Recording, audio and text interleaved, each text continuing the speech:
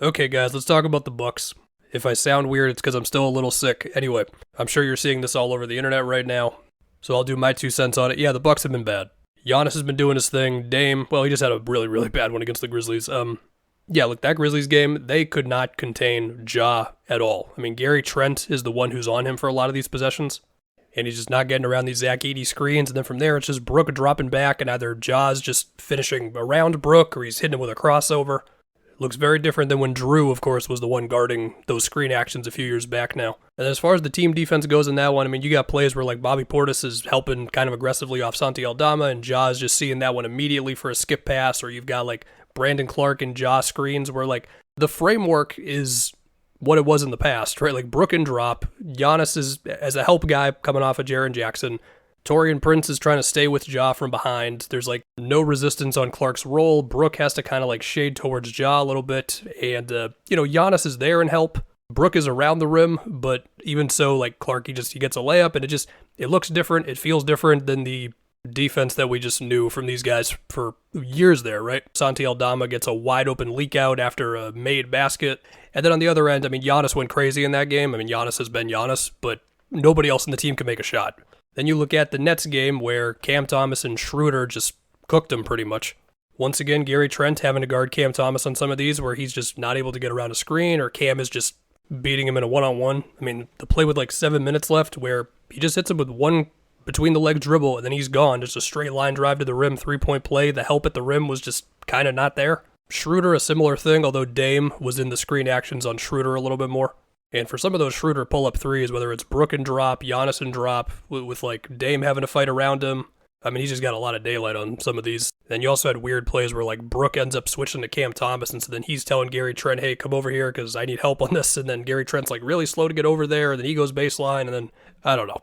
Brook is old, and he's still the best shot they have at protecting the rim. Giannis can't do everything on defense.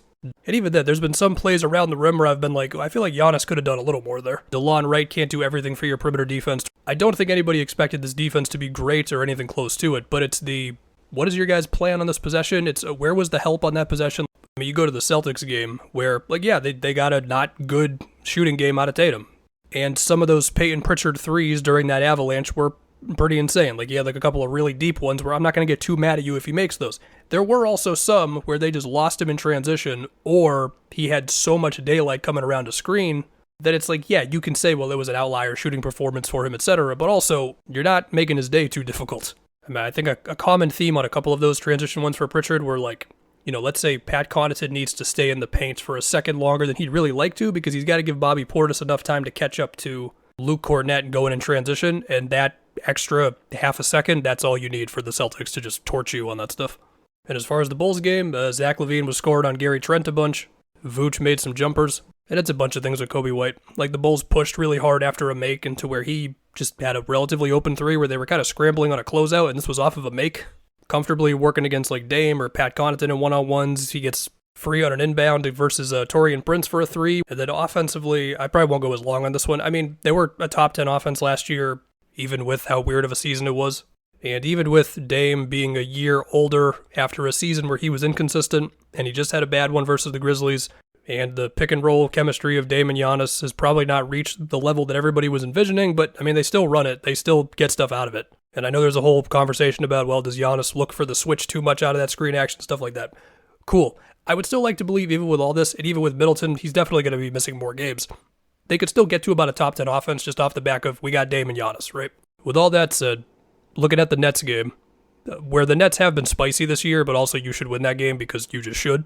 The offense just felt really flat, especially in the first half where Dame and Giannis both had offensive ratings of below 100, which is insanely low, where you are getting your initial action of the play, whether it's, Dame Giannis screen, Brook or Portis screening for Dame, or Giannis ISO, Giannis in the post, Bobby Portis in the post. Even then, I felt like it took them too long to get into those actions, and then if the Nets defense was just good initially, it felt like there was very little effort or just not a lot of plans for, okay, this didn't work, let's get into something else. And that's with like Nick Claxton or Dorian Finney-Smith on Giannis, a good amount of those possessions. They did also have some funny turnovers in that first half. So yeah, look, offensively, I think they can be better. Defensively, I think there's a hard cap on where they can get to, but they've got to be able to get better than this. And now from reading Twitter and just, doing a little bouncing around on the internet, there's already is Doc going to get fired? Is Giannis going to make things uncomfortable? There's definitely going to be some fun conversations. Well, not fun for Bucks fans. Conversations to have about this team, depending on how the next couple of weeks go. So yeah,